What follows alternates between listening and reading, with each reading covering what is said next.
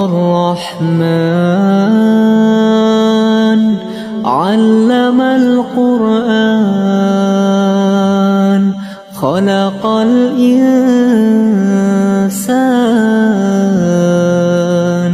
علمه البيان الشمس والقمر بحسبان والنجم والشجر يسجدان والسماء رفعها ووضع الميزان ألا تطغوا في الميزان